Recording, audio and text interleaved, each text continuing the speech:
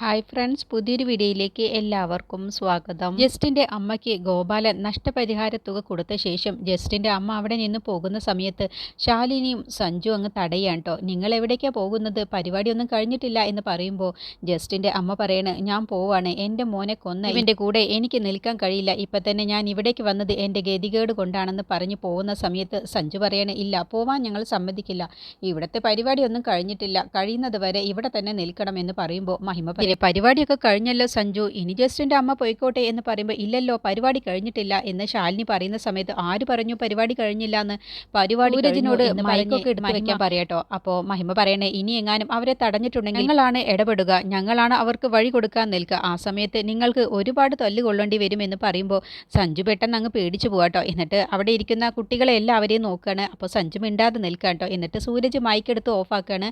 എന്നിട്ട് പരിപാടി കഴിഞ്ഞു എന്ന് പറഞ്ഞ് അവരെ പറഞ്ഞു വിടാട്ടോ. അബിയും വിപിനും പരസ്പരം പറയാണ്, അല്ല, ഈ ഗോപാലൻ എന്തിനാണ് ഇങ്ങനെ നാണം കെടാൻ വേണ്ടി നിന്നത്?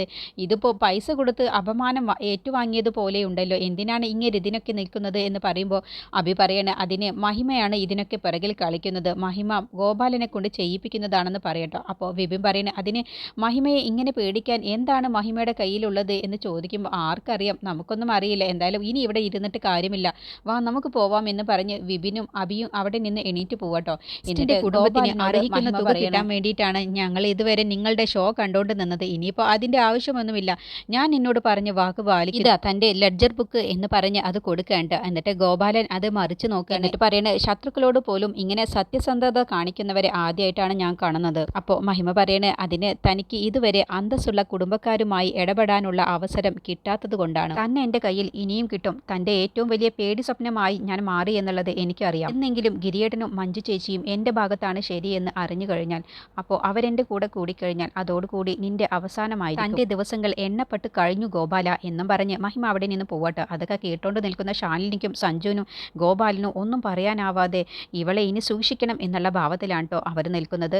പിന്നീട് ഗോപാലിനും ശാലിനിയും വീട്ടിലെത്തിയ ശേഷം വിപിനെയും അബിയെയും വിളിച്ചു വരുത്താൻ കേട്ടോ. എന്നിട്ട് പറയണേ, ഇന്ന് കോളേജിൽ വെച്ച് ഉണ്ടായ സംഭവം അതെനിക്ക് ക്ഷമിക്കാൻ കഴിയില്ല, എത്രയും പെട്ടെന്ന് മഹിമയ്ക്ക് ഒരു തിരിച്ചടി കൊടുത്തേ മതിയാവും, അതിനുള്ള ഒരു വഴിയാണ് ഞാൻ പറഞ്ഞു തരുന്നത്. എന്നിട്ട് അവരുടെ കയ്യിൽ ഗോപാലൻ ഒരു ആമാടപ്പെട്ടി കൊടുക്കുക കേട്ടോ. ഇതിൽ എൻ്റെ ഭാര്യയുടെ സ്വർണ്ണമാണുള്ളത്, ഇത് ഞാൻ കുറച്ച് ദിവസങ്ങൾക്ക് മുന്നേ സ്വപ്നയ്ക്ക് കൊടുത്തതാണ്, അപ്പോൾ സ്വപ്നയുടെ ആഭരണങ്ങൾ കാണാനില്ല എന്ന് പറഞ്ഞ് രാവിലെ ഞാൻ പോലീസിൽ ഒരു പരാതി കൊടുത്തോളാം, അത് സ്വപ്നയെ കൊണ്ട് ഞാൻ കൊടുപ്പിച്ചോളാം, നിങ്ങൾ ഇത് ആരും അറിയാതെ മുകുന്ദൻ്റെ വീട്ടിൽ കൊണ്ടുപോയി ഒളിപ്പിക്കണം എന്ന് പറയട്ടോ. അപ്പോൾ അത് കേൾക്കുന്ന സമയത്ത് അഭി പറയാണ്, ഇതിൽ ഞങ്ങൾക്ക് സന്തോഷമേ ഉള്ളൂ, മഹിമയെ അറസ്റ്റ് ചെയ്ത് കൊണ്ടുപോകുന്നതിൽ ഞങ്ങൾക്ക് ഒരുപാട് സന്തോഷമുണ്ട്, കാരണം ഞാനും ഈ നിൽക്കുന്ന വിപിനും ഒരുപാട് ജയിലിൽ പോയി അനുഭവിച്ചതാണ്, അത് അവളും കൂടി അറിയണം, അത് എനിക്കും ഉള്ളൊരു വാശി തന്നെയാണ്, ഇത് ഞങ്ങൾ ഏറ്റു എന്ന് പറഞ്ഞ് ആമാടപ്പെട്ടിയുമായിട്ട് അവർ പോവാൻ കേട്ടോ. അപ്പോൾ ശാലിനി ചോദിക്കുകയാണ്, അല്ല, ഇവരെ തന്നെ ഇത് ഏൽപ്പിക്കണമായിരുന്നോ അച്ഛ എന്ന് ചോദിക്കുമ്പോൾ ഇവരെ ഏൽപ്പിക്കുന്നതാണ് ഏറ്റവും നല്ലത്, നമ്മുടെ ആളുകളെ ഏൽപ്പിച്ചാൽ അവരെങ്ങാനും പിടിക്കപ്പെട്ടാൽ പിന്നെ നമ്മളാണ് ഇത് ചെയ്യിച്ചത് എന്ന് അവർക്ക് ഉറപ്പായും മനസ്സിലാവും, ഇതാവുമ്പോൾ മഹിമയോട് അബിക്കുള്ള ദേഷ്യം കൊണ്ട് ചെയ്തതാണെന്ന് എല്ലാവരും കരുതുള്ളൂ, അതുകൊണ്ടാണ് ഞാൻ നിന്നോട് പറഞ്ഞത്, ചില കാര്യങ്ങൾക്കൊന്നും നീ നല്ല വിവേകബുദ്ധിയോടെ എല്ലാ കാര്യങ്ങളൊന്നും ചിന്തിക്കുന്നത്, ഇപ്പോൾ മനസ്സിലായില്ലേ എങ്ങനെയാണ് കാര്യങ്ങളൊക്കെ നീക്കേണ്ടത് എന്നുള്ളത്. അകത്ത് പോയാൽ മഞ്ജുവിൻ്റെയും ഗിരിയുടെയും അഹങ്കാരം നിൽക്കും, അവരെ പിന്നെ തളക്കാൻ എനിക്ക് എളുപ്പത്തിൽ കഴിയും, അവരെ എല്ലാവരെയും ഒരുപോലെ എനിക്ക് ഇല്ലാതാക്കാൻ ഈസിയായി കഴിയും, അവളാണ്, ആ മഹിമയാണ് എല്ലാത്തിനും വിലങ്ങുതടിയായിട്ട് നിൽക്കുന്നത്, അതങ്ങ് ഇല്ലാതാക്കിയാൽ അതോടുകൂടി ഞാൻ ഉദ്ദേശിച്ചതുപോലെ കാര്യങ്ങളൊക്കെ നടക്കും, പിന്നെ നാട്ടുകാരുടെ മുന്നിൽ എനിക്ക് പിന്നെ അഭിമാനത്തോടു കൂടി തല ഉയർത്തി നിൽക്കും, നാട്ടിൽ എനിക്ക് തന്നെ രാജാവായി വാഴുകയും ചെയ്യാം എന്നൊക്കെ പറയട്ടോ. അങ്ങനെ അബിയും വിപിനും കൂടി മുകുന്ദൻ്റെ വീട്ടിലെത്താണ്. എന്നിട്ട് വിപിൻ മതിൽ ചാടിയിട്ട് അകത്തേക്ക് കയറട്ടോ. അപ്പോൾ എല്ലാവരും ഉറങ്ങിയിട്ടുണ്ടാവും എന്ന് കരുതി വിപിൻ സൗണ്ടൊന്നും ഉണ്ടാക്കാതെ മുറ്റത്ത് തന്നെ മണ്ണ് കുഴിച്ച് അതിലാണ് കേട്ടോ ആ സ്വർണം ഒളിപ്പിച്ച് വെക്കാൻ വേണ്ടി നിൽക്കുന്നത്.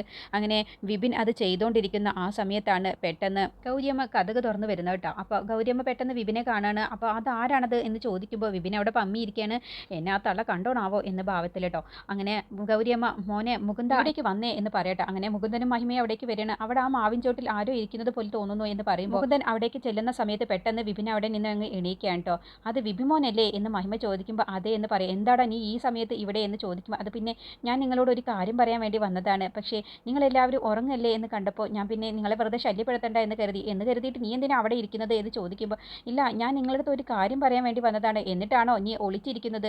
ഞങ്ങളെ വിളിച്ചുണർത്തിയാലല്ലേ നീ എന്താണ് കാര്യം പറയാൻ വന്നത് എന്ന് ഞങ്ങൾക്ക് കേൾക്കാൻ പറ്റൂ, നീ കള്ളത്തരം പറയാതെ എന്തിനാടാ നീ ഇവിടേക്ക് വന്നത്? മര്യാദക്ക് സത്യം പറഞ്ഞോ എന്നും പറഞ്ഞ് മുകുന്ദൻ അടിക്കാൻ വേണ്ടി ഒങ്ങുമ്പോൾ വക്കീലെ അടിക്കല്ലേ, ഞാൻ മഹിമയെ കണ്ട ഒരു കാര്യം പറയാൻ വേണ്ടി വന്നതാണ്, എന്താണ് കാര്യം എന്താ നീ പറഞ്ഞൂട് എന്നങ്ങ് പറഞ്ഞപ്പോൾ അബിയും ഞാനും തമ്മിൽ ഇപ്പോൾ പിണക്കത്തിലാണ്. അബിയുടെ സ്വഭാവത്തിൽ ഇപ്പോഴും ഒരു മാറ്റവുമില്ല.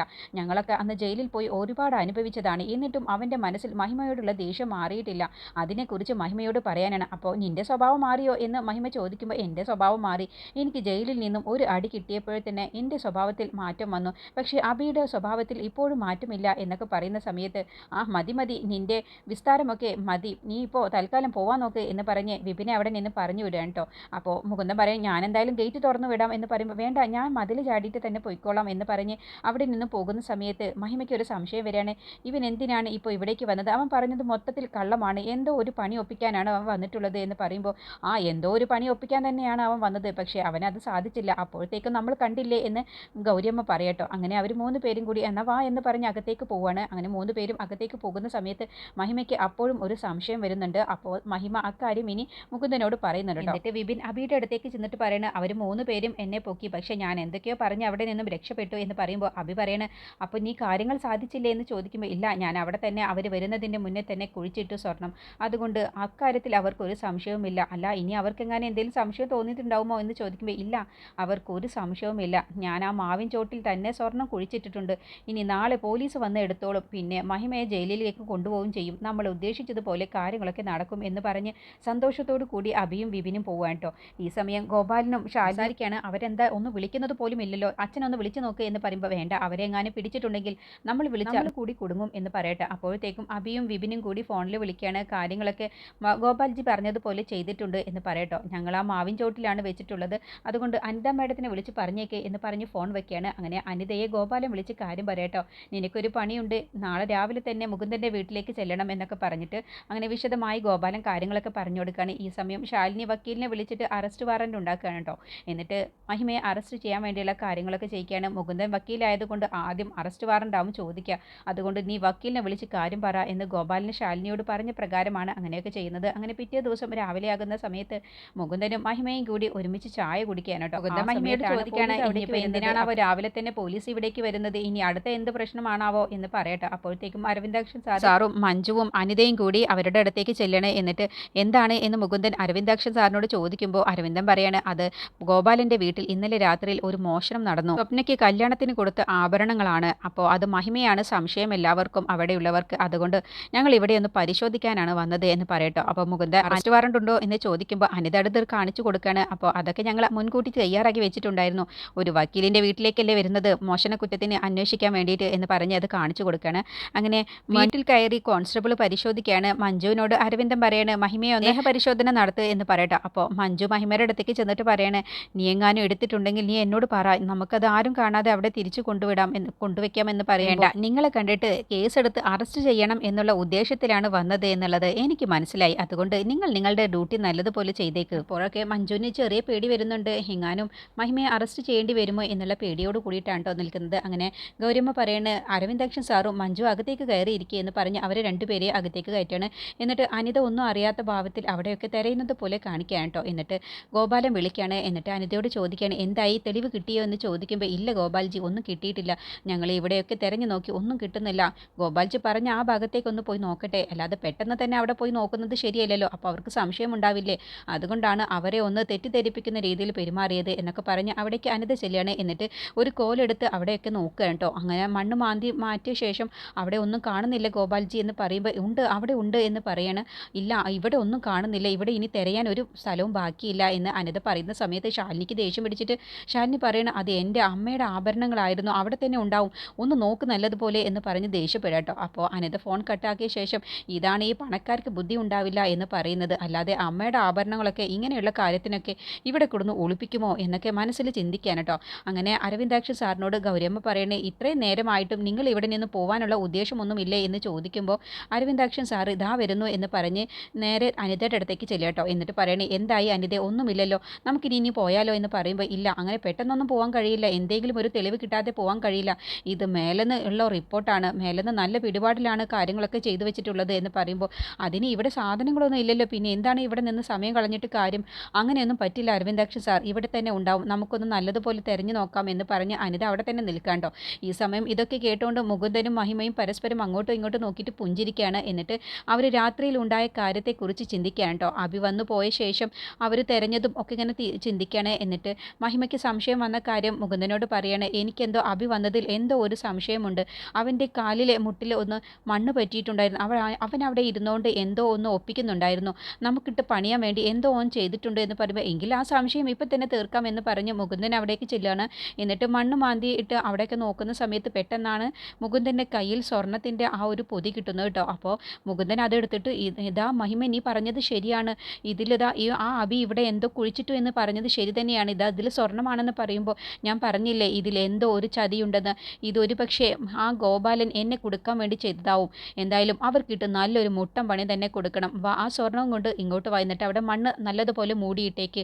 എന്നിട്ട് വക്കീലെ നമുക്കൊരു പണി ഒപ്പിക്കാം എന്ന് പറഞ്ഞ് ആ സ്വർണവുമായിട്ട് കൂടി ഒളിപ്പിച്ച് വെക്കാൻ. അങ്ങനെ പോലീസുകാർക്ക് അവിടെയൊക്കെ തെരഞ്ഞു നോക്കിയിട്ടും അത് കിട്ടുന്നില്ല. അങ്ങനെ മഹിമ അനിതയ്ക്കിട്ട് ഒരു മുട്ടം പണിയാണ് കേട്ടോ കൊടുക്കാൻ പോകുന്നത്. അങ്ങനെ മഞ്ജുവിനും അരവിന്ദാക്ഷൻ സാറിനും ഒക്കെ ചായ കൊടുക്കുകയാണ് കേട്ടോ. അങ്ങനെ അനിതയ്ക്കും ചായ കൊടുക്കുകയാണ്. അങ്ങനെ അനിതയ്ക്ക് ചായ കൊടുക്കുന്നതിൽ മഹിമ വയറിലേക്ക് പോകാനുള്ള പൊടി കലക്കുകയാണ് കേട്ടോ. എന്നിട്ട് ഒന്നും അറിയാത്ത ഭാവത്തിൽ മഹിമ അനിതയ്ക്ക് അത് കൊണ്ടു കൊടുക്കുകയാണ്. എന്നിട്ട് അനിത ആ ചായ കുടിച്ച് 2 സെക്കൻഡ് കഴിയുമ്പോഴത്തേക്കും അനിതയ്ക്ക് വയറ് വേദനിക്കുകയാണ് കേട്ടോ. എന്നിട്ട് അനിത അകത്തേക്ക് കയറിയിട്ട് പറയാണ്, എനിക്ക് ഇവിടുത്തെ ബാത്റൂമിലൊന്ന് പോകണമെന്ന് പറയുന്ന സമയത്ത് മുകുന്ദനും മഹിമയും അതിന് സമ്മതിക്കാൻ വയ്യാതെയാണ് നിൽക്കുന്നത്. അങ്ങനെ മഹിമയുടെ മുകുന്ദൻ്റെ മുന്നിൽ വെച്ച് അനിത യാചിച്ചുകൊണ്ട് പറയാണ്, അറിയാതെ സംഭവിച്ചു പോയതാണ്. ഇനി ഒരിക്കലും ഇങ്ങനെയൊന്നും സംഭവിക്കാതെ ഞാൻ നോക്കിക്കോളാം.